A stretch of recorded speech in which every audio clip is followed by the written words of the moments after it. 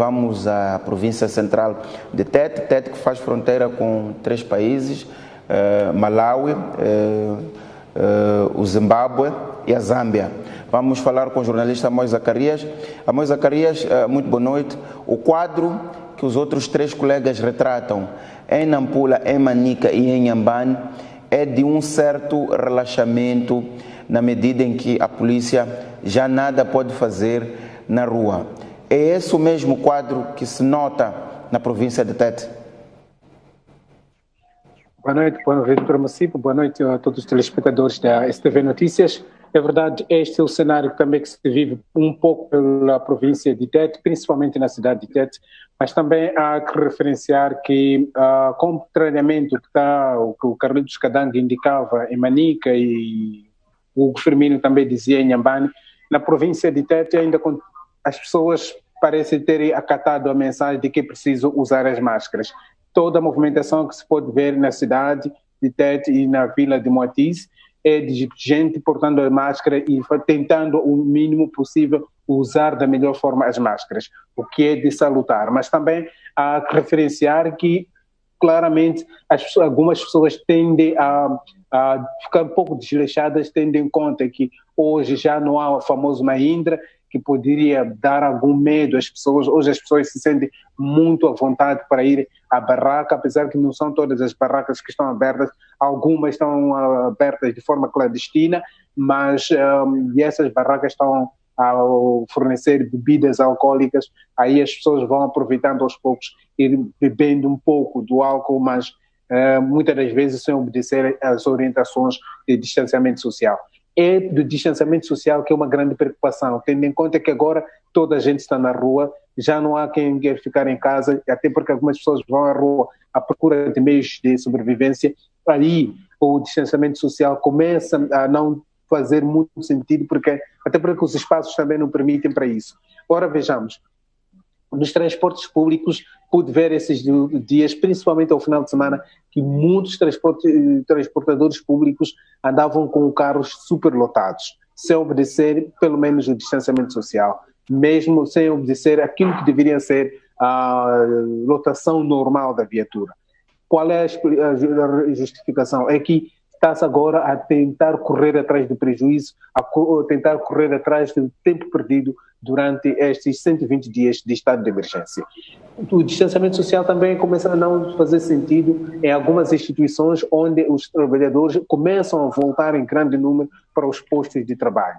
Aliás, as empresas essas, principalmente as privadas, tendem também a correr atrás do prejuízo. Então, isto também vai criar aqui um pequeno paradoxo. Mas é claro que toda a gente tem que correr atrás tem que obedecer às orientações. Agora, Mucipo, deixa-me só dizer que hoje mesmo os dados do Instituto Nacional de Saúde dão a outra questão que o Mucipo há pouco tempo na introdução colocava. As fronteiras, como é que as nossas fronteiras estão em termos de segurança? Dos 6 casos reportados nas últimas 24 horas, casos positivos para a província de Tete, 5 saem dos distritos transfronteiriços. Vou ao detalhe. O distrito de Chifunde, que faz fronteira com Malawi, o distrito de Marávia, que faz fronteira com Zâmbia, e o distrito de Moatize, fronteira com Malawi. Se formos a ver o cenário do coronavírus nesses 2 países, Zâmbia vai hoje com cerca de 6.300 casos, Malawi vai com cerca de 4.300 casos. Significa os países com um número de casos positivo para a Covid-19 muito elevado. E como é que esses 3 distritos têm casos? É uma questão por explicar. Não será que a questão da mobilidade, a questão da porosidade das nossas fronteiras e a fragilidade de fiscalização? Então, aqui começa-se a lançar aqui um alerta sobre o que as nossas fronteiras podem ser caso elas não sejam controladas exatamente. E nos últimos dias, todos nós que acompanhamos foram detidos, por exemplo, cidadãos malauianos na província de Inhambane, a caminho da África do Sul. Estes cidadãos entraram pela porta da província de Tete. Não foram identificados na entrada, ou seja, qual fronteira, por que fronteira eles entraram, mas esses cidadãos já ultrapassaram até, inclusive, a província de Tete e já estavam a caminho da África do Sul. Segundo, no último mês de julho, mais de 20 etíopes foram descobertos aqui na cidade de Tete, que estavam escondidos em algumas residências essas que foram desmanteladas pela polícia, que estavam só à espera do fim do estado de emergência para poderem sair de Tete rumo à África do Sul.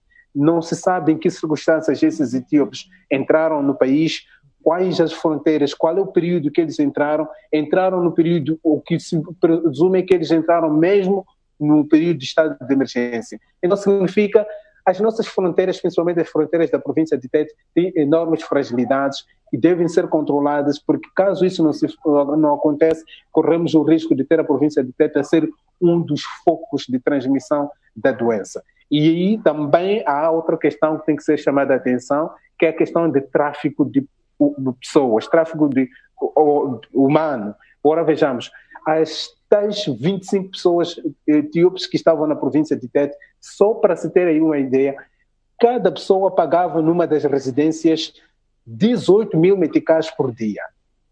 Isto revela aqui um esquema claramente bem montado de crime organizado, que, mais uma vez, é preciso chamar a atenção às autoridades para que tenhamos muito cuidado com as nossas fronteiras, porque amanhã pode nos trazer problemas muito graves. Mucipo, então, este é o cenário que a província de Tete está a viver nesses dias. Esperamos nós que, dentro de dias o Presidente da República venha nos situar qual é o ponto de situação e como é que as pessoas poderão se comportar nos próximos tempos.